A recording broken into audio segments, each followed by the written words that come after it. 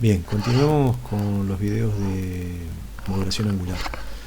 Este video lo vamos a arrancar viendo una señal,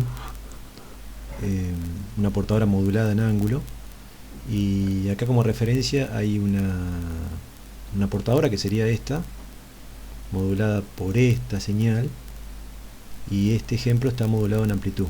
O sea, esto es lo que habíamos visto hasta ahora, doble banda lateral con portadora AM. Y estas dos señales que están acá son la misma portadora modulada por esta señal de baja frecuencia, pero una de ellas está modulada en frecuencia y la otra está modulada en fase. A simple vista es difícil darse cuenta cuál es cuál, pero ya habíamos mencionado que una modulación en amplitud, en fase, una modulación en fase provoca también una modulación de frecuencia y viceversa.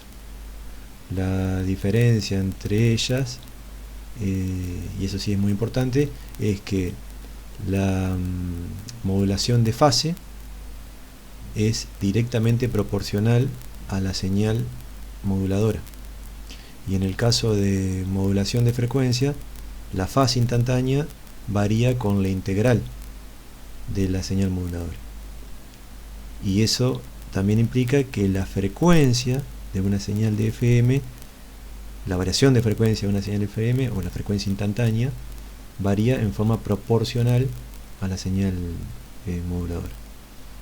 Así que vamos de vuelta. En una señal modulada en fase, el cambio instantáneo de fase es proporcional a la señal moduladora, y mientras que en la señal de FM el cambio instantáneo de fase es proporcional a la integral de la señal moduladora, y eso implica que la frecuencia instantánea de una señal de frecuencia modulada sea proporcional a la señal moduladora. Y las formas de onda son estas, ¿no? O sea, acá se ve claro que a medida que aumenta, en el caso de FM, que aumenta la tensión, digamos, de la señal moduladora, la portadora se comprime, digamos, quiere decir que aumenta la frecuencia. Y cuando estoy en la parte negativa de la señal, se hace más lenta la portadora, quiere decir que disminuye la frecuencia. Y acá hay corrimientos de fase, digamos, proporcionales a la señal moduladora. Es un poco más difícil de interpretar una modulación de fase, pero en definitiva también es una modulación de frecuencia, como estamos viendo acá. Bien, lo próximo que vamos a ver es un análisis matemático de modulación angular provocada por una señal moduladora de un solo tono. O sea, lo que vamos ahora a pedir es que la señal MDT sea una senoidal pura, una senoidal que puede tener distintas fases, ¿no? Que una senoidal corrida a 90 grados se llama coseno. Y por una cuestión de simplicidad, digamos, le vamos a dar dos formas distintas a MDT. Para el caso que vamos a analizar de modulación de fase se va a llamar así, y para el caso de modulación de frecuencia lo vamos a llamar así, de esta manera. Bueno, entonces veamos la expresión que queda de la señal modulada en fase. Es esta que está acá. Tiene una amplitud, y el argumento de la portadora va a ser la frecuencia de portadora más todo esto acá que la habíamos llamado phi de t, que en el caso de la señal modulada en fase es directamente proporcional a m de t, y m de t lo llamamos acá a sub m por seno de omega m por t. Y en el caso de la señal modulada en frecuencia, esto queda así. Todo esto que está acá es el phi de t, el desvío instantáneo de fase, y en este caso es directamente proporcional a la integral de la señal m de t. Y nuestra señal m de t, para este caso, elegimos esta. Podríamos haber elegido las dos seno y las dos coseno, pero digamos, yo te lo saqué del libro de Weinzhou, y él eligió para una seno y para la otra coseno porque justamente acá cuando yo integro me queda una señal tipo seno. Entonces de alguna manera puede comparar las dos. Bien, pero ya vamos a llegar a esta parte. Yo lo que voy a hacer ahora, voy a ir un poquito para atrás para repasar esto. Vamos acá, donde habíamos visto que todo lo que acompaña a la frecuencia de portadora lo llamamos phi de t, y esto es el desvío instantáneo de fase. Para el caso de modulación de fase va a ser directamente proporcional a la señal moduladora, y esa constante de proporcionalidad se llama constante de desvío de fase para el caso de PM. Y para el caso de FM, el desvío instantáneo de fase, o phi de t, va a ser este, que es directamente proporcional a la integral de la señal moduladora. La constante se llama constante de desviación de frecuencia. Y si yo quiero ver cómo varía la frecuencia instantánea en el caso de una FM, lo que hago es derivar esto respecto del tiempo, y de acá, cuando yo derivo esto respecto del tiempo, me queda bien explícito de que ahora sí, la frecuencia instantánea, o la desviación instantánea de frecuencia, que hemos llamado que es la derivada de esto, queda bien explícito que es proporcional ahora sí a la señal MDT, que eso es lo que yo quiero en el caso de FM, ¿no?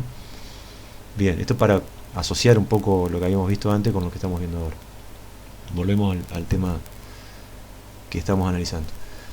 Bueno, entonces acá queda de esta manera en el caso de que la modulación sea de un solo tono, estamos analizando eso, y en el caso de FM queda así. Acá aparece una frecuencia dividiendo porque, bueno, cuando yo hago la integral, sale de acá, sale de la integral del coseno, bueno, me queda dividiendo un omega sub m acá.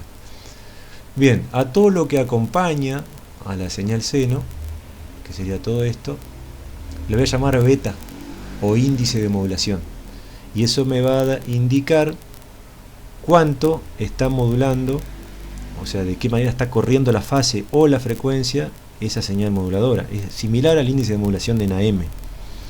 Me dice la profundidad de modulación, o sea, cuánto modula. Y ahora, cuando yo lo escribo de otra manera, digamos, al beta de modulación de fase lo escribo Kp por AM, porque es todo lo que está acá adelante, y al beta de modulación de frecuencia, que es todo lo que está acá adelante, lo escribo así. Acá me doy cuenta de que, bueno, depende de la constante de desvío de fase y la constante de desvío de frecuencia, pero además depende de la amplitud pico de la señal que yo estoy usando para hacer la modulación. Y en el caso de modulación de fase no depende de más nada, y acá sí, en la modulación de frecuencia, es importante ver que depende de la propia frecuencia de la señal moduladora. O sea, el índice de modulación va a cambiar en función no solo de estos dos parámetros, sino que también en función de la frecuencia de la señal moduladora, cosa que acá no pasa. Bien, este numerador también se lo conoce como desvío de frecuencia. Esto tiene unidades de radianes sobre segundo, y se lo conoce como desvío de frecuencia, delta omega. Y esto me dice cuánto se corre la frecuencia como máximo, digamos, en el caso de modular con un solo tono, cuánto se corre respecto de la frecuencia de portadora. Por ejemplo, vamos a suponer que yo tengo una frecuencia de portadora de 100 MHz. Bueno, eso va a ir 100 MHz más un delta omega y 100 MHz menos un delta omega, en función de qué valor toma en ese momento la señal moduladora. Bueno, eso que se corre hacia un lado y hacia el otro se lo conoce como desvío de frecuencia. Y eso es muy importante tenerlo controlado, y de hecho es así. En realidad habría que controlarlo siempre, pero más que nada en la FM comercial, donde hay una estación pegada al lado de la otra. Si ese desvío de frecuencia no es controlado, yo estaría pisando la frecuencia del canal vecino. Entonces esto es algo que hay que controlar, se hacen controles sobre eso, y para el caso de FM comercial ese desvío máximo puede llegar a ser de 75 kHz para cada lado. Bien, y acá yo de paso les dejo algo para pensar. Si yo En FM comercial tengo permitido un desvío máximo de 75 kHz y se modula la portadora con una señal de 1 kHz. ¿Cuánto vale el beta? Bueno, tengo que hacer este cálculo. Decir, bueno, ¿cuánto vale el beta? Y acá también de paso les comento que para beta mucho menores que 1 estoy en la condición de narrow band o de banda angosta, de modulación angular de banda angosta. Esto es similar a lo que analizamos acá, ¿no? Esto habíamos dicho que cuando el ángulo directamente phi de t acá es mucho menor que 1, eso provoca que estar en la condición de banda angosta, y acá hay una manera muy similar de interpretarlo, ¿no? Cuando beta, o sea, los índices de modulación son muy chiquititos, hace que el phi de t para cualquiera de los dos casos sea muy chico, y entonces estoy en la condición esa de narrow band. Bien, entonces, bueno, por último, las expresiones generales, digamos, de una señal modulada en fase y una señal modulada en frecuencia, para el caso de un solo tono, quedan de esta manera. En forma bien explícita, el índice de modulación. Y recordando siempre que el índice de modulación para FM depende de la frecuencia de la señal moduladora. Y acá no depende de la frecuencia moduladora, únicamente depende de la constante desvío y de la amplitud, ¿no?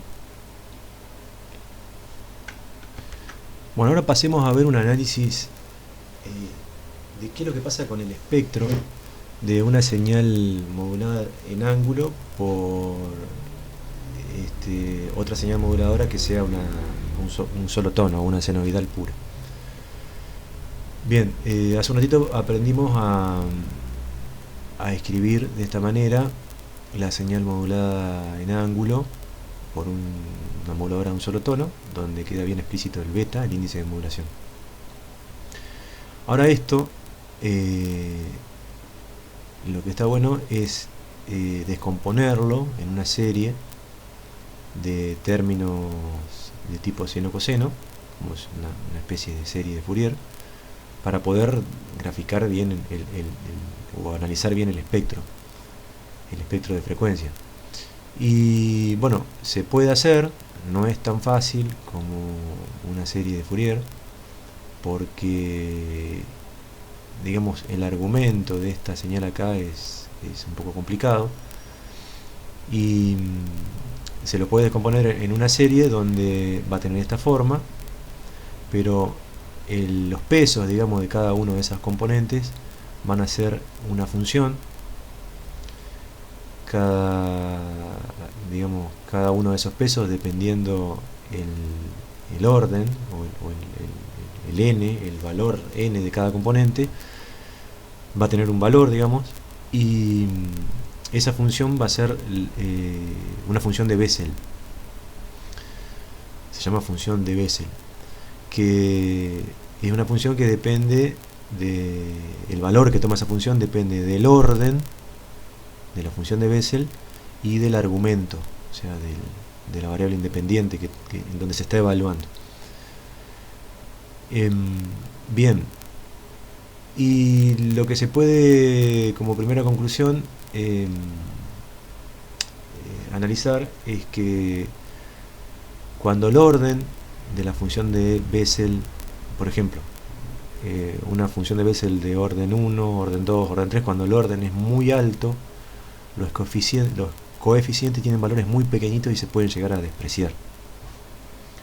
O sea, el espectro, cuando yo lo estoy analizando en frecuencias altas, lo puedo digamos, despreciar esos términos. Para entender un poco qué es esto de las funciones de Bessel, vamos a ver un gráfico que está también en la carpeta. Ahí está. ¿Qué es esto? La función de Bessel toma, dependiendo del orden, toma esta forma, digamos. La primera que está acá es una función de Bessel de orden 0. Acá el argumento no es beta, sino que lo llama m, pero en nuestro ejemplo el argumento es beta, o el índice de modulación. Bien, entonces acá veo que para órdenes altos, ¿qué quiere decir? Por ejemplo, una función de Bessel de orden 8, los valores, cuando el índice de modulación es relativamente pequeño, el valor que toma la función es prácticamente cero, son valores muy chiquititos.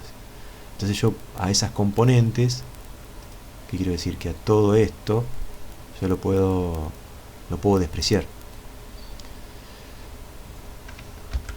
Vamos a ver un detalle más para que cierre mejor la idea. Por ejemplo, orden 0. Esta es una sumatoria que va desde n infinito a más infinito. N toma distintos valores enteros. En algún momento voy a analizar cuando n valga 0. Cuando n vale 0, la componente que corresponde va a ser a por la función de Bessel de orden 0 evaluada en el índice de modulación que corresponda. El índice de modulación va a depender de si es modulada en fase, modulada en amplitud, y va a depender de las constantes y de la frecuencia, en el caso de ser frecuencia modulada. O sea, esto va a ser un numerito. Y todo esto va a tomar un valor que va a ser el peso de la componente para orden 0, y va a ser significativa o no dependiendo del valor que tome esto. Después, por ejemplo, para orden 1 también va a ser una función debe ser de orden 1 con un determinado beta, ingresando a, por ejemplo, esta es la función de orden 1. Para un determinado valor de beta igual a 2, la función de Bessel en ese punto va a ser casi 0,6. Entonces acá va a ser todo esto lo reemplazo por un 0,6. Y esto en el dominio de la frecuencia va a ser, por ejemplo, una componente de frecuencia igual a la frecuencia de portadora más un desplazamiento que va a ser igual a la frecuencia que tiene la señal moduladora. Para cada uno de los n va a ser así. Lo que pasa es que para n altos, ya sea negativos o positivos, esto va a ser un valor muy chiquitito que lo puedo despreciar. Entonces veamos un gráfico en el libro que estamos analizando ahora, de cómo quedaría, acá está, un espectro, siempre hablando de una señal modulada en ángulo por una señal moduladora de un solo tono. Por ejemplo, para un valor muy bajito del índice de modulación, el espectro queda de esta manera. Esto es narrow band.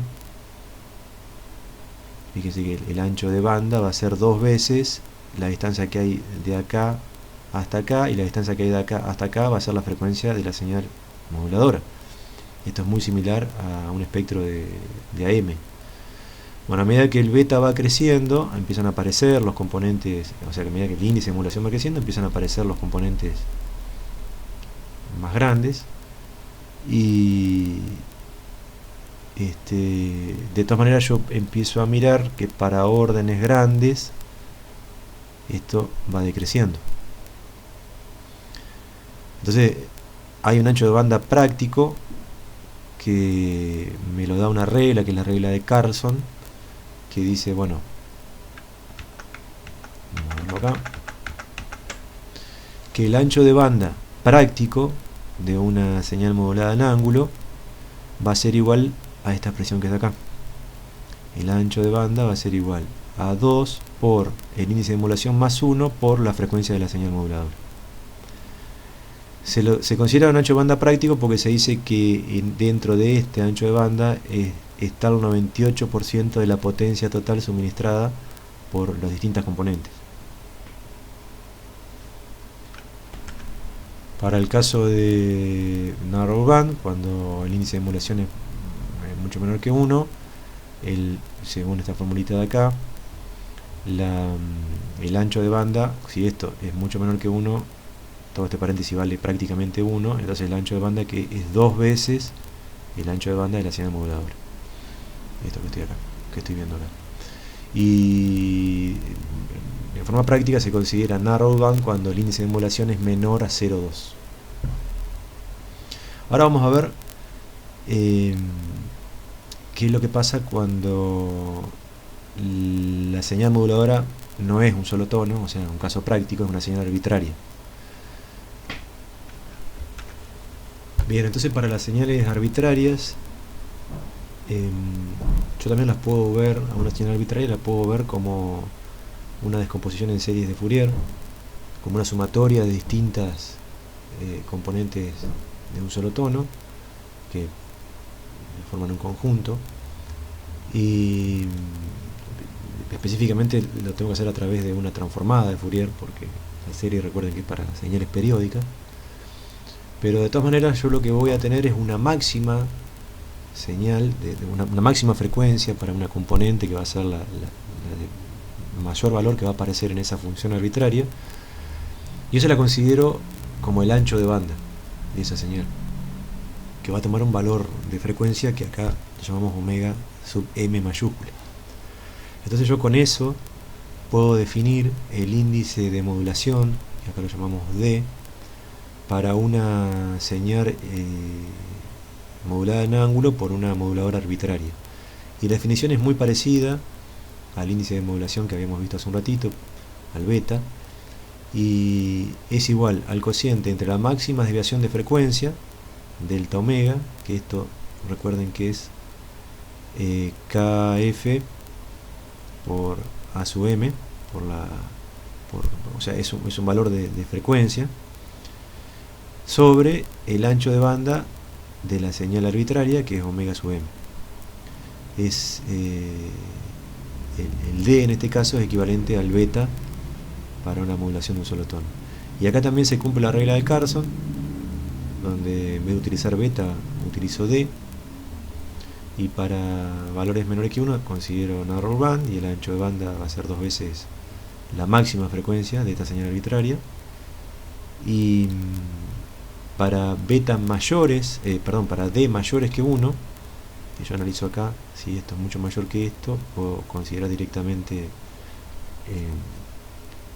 que este paréntesis es igual a D, y el ancho de banda entonces me queda 2D por la frecuencia, por la máxima frecuencia, que eso además es igual a 2 veces la desviación el desvío de frecuencia.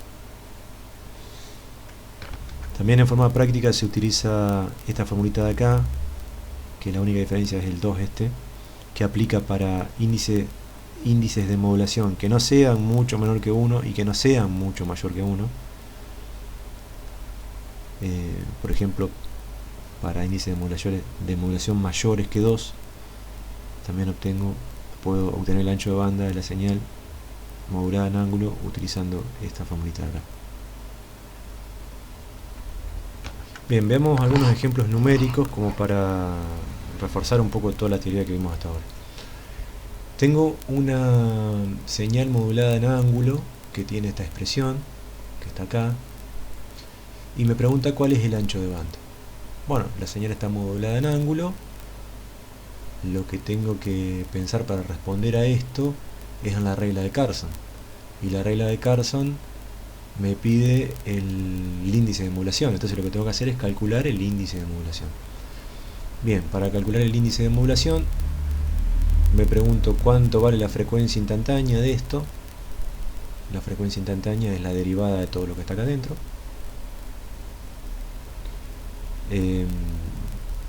¿Qué va a ser esto? Que está acá. Y ahora voy a necesitar el desvío de frecuencia para calcular esto, ¿no? El índice de modulación de la señal modulada en frecuencia, que acá este ejercicio no me lo dice en ningún lado que es una señal que está modulada en frecuencia, pero por lo que yo veo acá lo toma como una señal modulada en frecuencia porque está calculando el índice de modulación para una señal modulada en frecuencia. Entonces hagamos lo que está haciendo el ejercicio. Entonces, para calcular el índice de modulación veo cuánto vale el desvío de frecuencia, y el desvío de frecuencia lo obtengo analizando cuánto vale la frecuencia instantánea.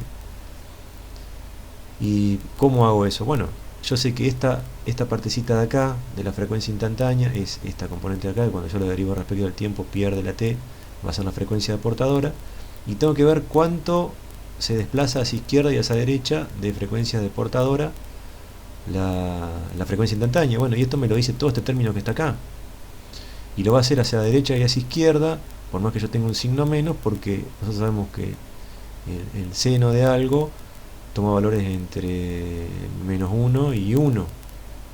Entonces esto va a estar sumando y va a estar restando a esto que está acá. O sea, todo esto que está acá va a ser el desvío de frecuencia.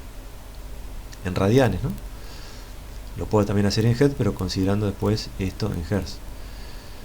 Bueno, y para completar esto, yo lo que hago es hallar este cociente, que va a ser el desvío de frecuencia sobre la frecuencia del tono ese que estoy usando para modular, y va a ser todo lo que acompaña a t, va a ser la frecuencia de la señal moduladora, 2pi por 10 al cubo, o 1 kHz si lo quiero hallar en Hz, y eso me va a dar 200.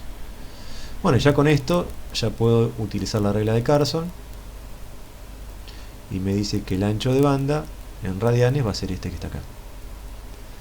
Como beta es mucho mayor que 1, también puedo usar la forma simplificada, que es esto que está acá, y me da un valor igual.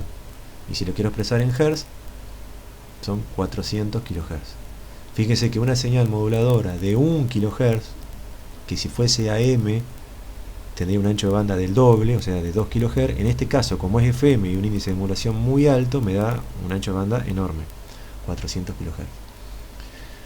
Bien, esto podría haber sido mucho más fácil si yo considero que esta es una señal modulada en fase, y directamente todo lo que acompaña acá adelante es el índice de modulación de PM, de fase, que también, o sea, si sigo adelante me da lo mismo.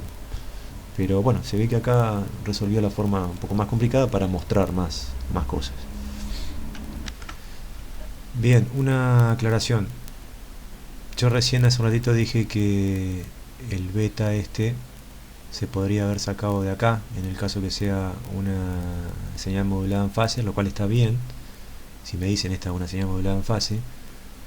Y haciendo los cálculos como si fuese una señal modulada en frecuencia, también me dio 200.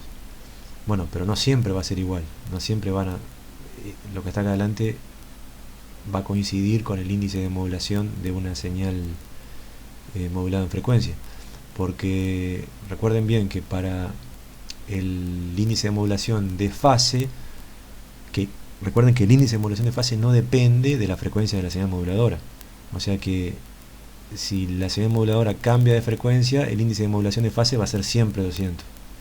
Pero para el caso de una señal modulada en frecuencia, el índice de modulación sí depende de esto que está acá. O sea que si yo esto lo aumento o lo disminuyo, en el caso de la modulación en fase, esto no va a cambiar, y en el caso de la modulación en frecuencia sí va a ir cambiando. Bueno, otro ejercicio. Acá tengo una portadora de 20 MHz de frecuencia, que está, acá sí lo aclara, modulada en frecuencia por una señal senoidal, y provoca que esa portadora tenga un desvío máximo de frecuencia de 100 kHz. O sea, esa modulación hace que esta portadora se corra 100 kHz para arriba y para abajo. El ejercicio pide determinar el índice de modulación y el ancho de banda aproximado si la frecuencia, esto lo aclaro porque es necesario, de la señal moduladora es, para tres casos, 1 kHz, 100 kHz y 500 kHz. Bien. Entonces, el índice de modulación es este. Acá no están radianes, sino que están Hz. Si yo uso Hz y Hz abajo, no hay problema. Entonces, con una señal moduladora de 1 kHz, en el primer caso, el beta, el índice de modulación va a valer 100, porque es 100 kHz dividido 1 kHz, 100. Estoy en presencia de FM de banda ancha, wideband, y bueno, como esto es mucho mayor que 1, si yo lo pongo en esta fórmula que está acá, voy a obtener que el ancho de banda va a ser de 200 kHz. Ahora, si la señal moduladora tiene una frecuencia de 100 kHz, el beta me va a dar 1, entonces tengo que usar la fórmula completa, y me da un ancho de banda de 400 kHz. Y con una señal moduladora de 500 kHz, el beta me da, el índice de modulación me da muy chiquito, estoy en presencia de narrow band, y el ancho de banda va a ser 2 veces este que está acá. o sea, va a ser 1 mega o 1000 kHz.